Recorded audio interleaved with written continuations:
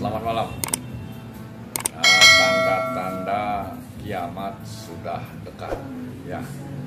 Tanda-tanda Mulyono akan game over. Silahkan Anda tonton cuplikan video berikut. Sesuatu serangan kebohongan hanya bisa dihadapi dengan membuka diri, memberi penjelasan apa adanya, berdasarkan fakta, berdasarkan kenyataan, berdasarkan ilmu dan matematik, ya kan? Kebohongan bisa diteruskan, tapi satu saat begitu kebohongan kelihatan, hilang kepercayaan dari orang. Nah, itu politik. Jadi saya berpegang kepada filosofi, ya, the right man on the right place. Apa sulitnya sih ijazah? Supirku sekarang suruh buka lemariku, buka laci, dapat ijazah SMA. Cari lu Briono ijazah SMA aku di laci itu. Gitu. Apa sulitnya buat siapa? Buat Jokowi. Ini ijazahku. Ini apaku, gitu loh. Nggak ada itu soal ijazah. Ini sampai korban, ada peradilan lah dibikin, peradilan rakyat, ada apa. Kenapa? Kenapa? Apa edukatif kepada rakyat dibikin itu? Kok dibuka ruang? Dibuka ruang untuk saling fitnah, dibuka ruang untuk saling ngejek, dibuka ruang untuk apa? Iya. Sengaja dibiarkan. Iya, jadi banyak hal yang mengganggu itu ada karmanya loh, mempermainkan rakyat. Hati-hati loh. Di rakyat itu dipermainkan, rakyat itu dianggap kambing conge, rakyat itu suka-sukanya. Itu hati-hati yang begitu-begituan loh. Nah, itu video dari seorang tokoh senior PDIP kalau tidak salah namanya Panda Nababan. Jadi beliau ini pengawal garis keras lah, pengawal PDIP, ya.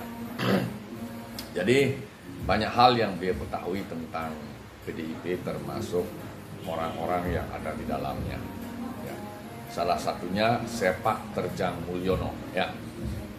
Nah, saya tentunya mohon maaf, percaya betul sama Pak Panda Nababan. Nah, kemudian video kedua itu memang editan yang berkaitan dengan seorang ahli digital forensik, kalau nggak salah namanya siapa ya, Siahaan markanya lupa saya, yang digabungkan dengan pidato Pak Presiden Prabowo.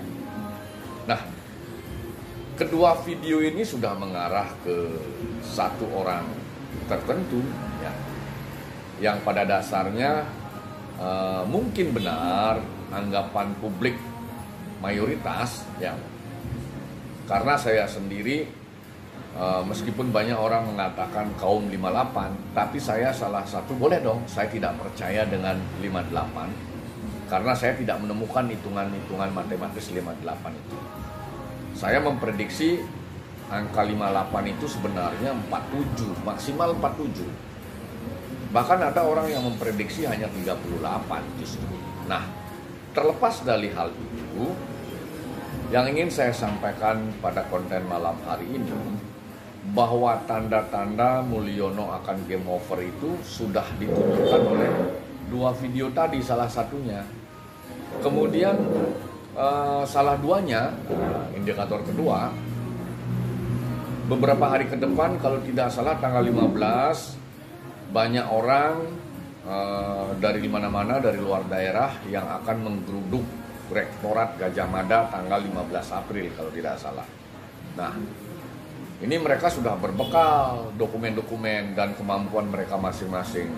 Yang pastinya di antara mereka pastilah ada alumni Gadjah Mada, Universitas Gadjah Mada, yang mereka tidak ingin kampusnya itu cedera akibat ulah satu orang, ya, diduga ulah satu orang, ya.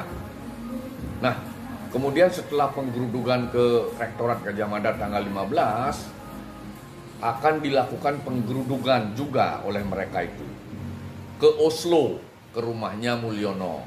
Nah, persoalannya apakah Mulyono itu akan ada di Oslo atau dia kabur? Ya. Kalau jika mungkin dia tidak punya ijazah, bisa jadi dia tidak akan mau menemui yang menggeruduk dia itu. Ya. Nah, tetapi cerita 2 video tadi dan ulasan saya berkaitan dengan fenomena-fenomena yang terjadi tadi, itu sudah ada menunjukkan bahwa indikasinya sepertinya sudah akan ada jalan Mulyono itu akan game over. Ya. Karena jurus sen kiri belok kanannya dia itu tidak bisa dilawan dengan cara jujur.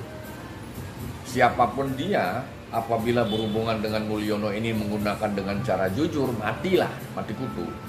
Makanya untuk bisa mengalahkan Mulyono, untuk bisa membuat game over Mulyono, maka tentu jurus yang harus dipakai salah satunya adalah jurus sen kiri belok kanan itu. Ya. Nah, mungkin itu hal yang bisa saya sampaikan berkaitan dengan tema topik video saya pada sesi ini. Kurang lebih saya mohon maaf. Salam buat Mulyono yang ada di Oslo. Mudah-mudahan Anda bisa menunjukkan ijazah Anda yang asli.